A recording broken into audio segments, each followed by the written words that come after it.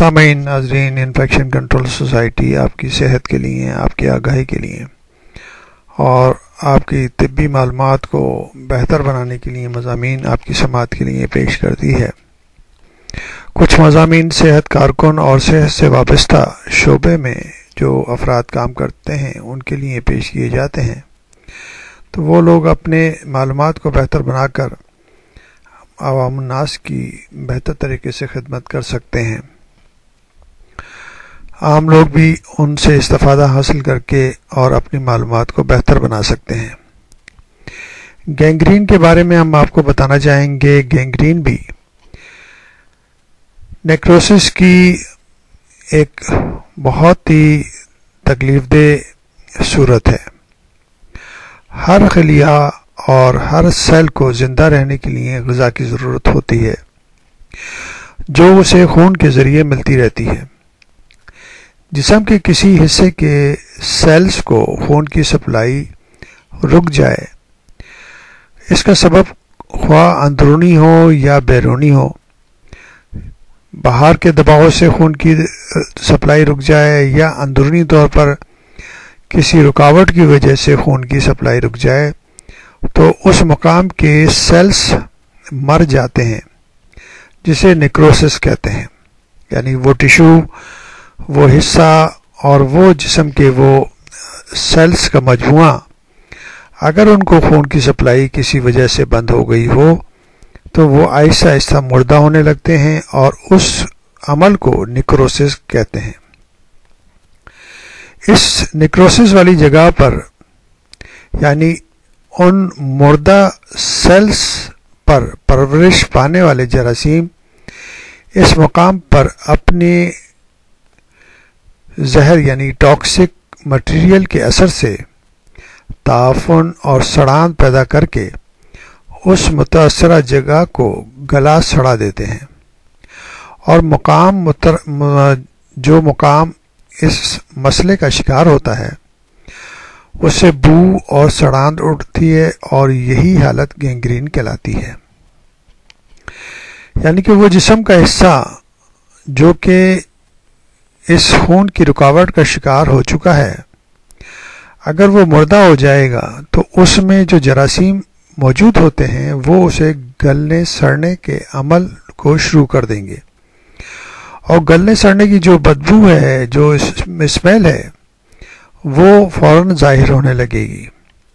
تو اس کنڈیشن کو گینگرین کہا جاتا ہے۔ یا ایسا ہے کہ ٹیشوز اور بافتوں میں نیکروسس کے ساتھ گلنے سڑنے سے متاثرہ مقام کی رنگت میں تبدیلی کا پیدا ہو جانا گینگرین کہلاتا ہے۔ نیکروسس کے مقام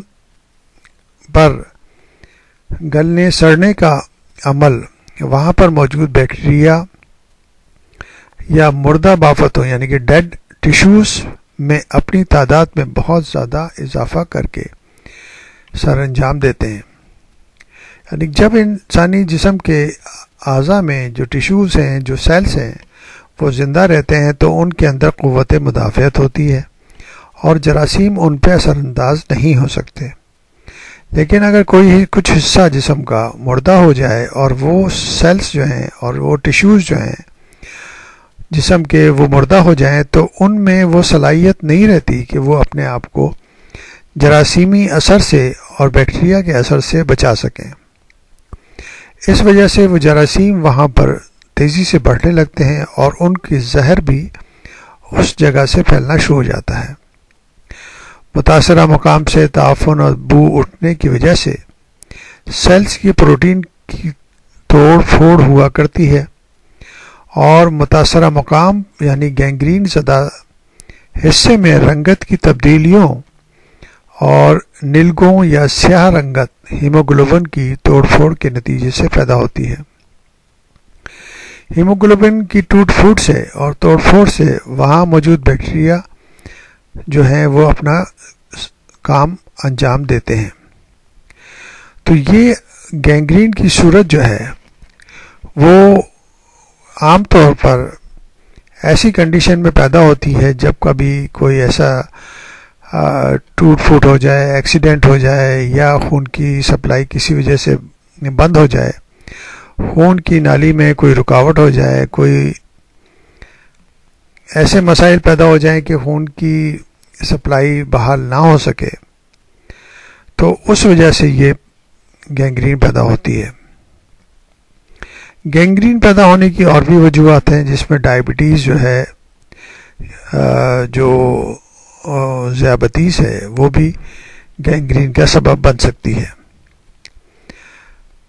مزید معلومات ہم اگلے حصے میں آپ کو اس کی بتائیں گے کہ گینگرین کی کتنی قسمیں ہیں اور ان کے کس طرح ہمیں اندازہ ہو سکتا ہے کہ یہ کون سی قسم کی گینگرین ہے اور اس سے کس طرح بچا جا سکتا ہے۔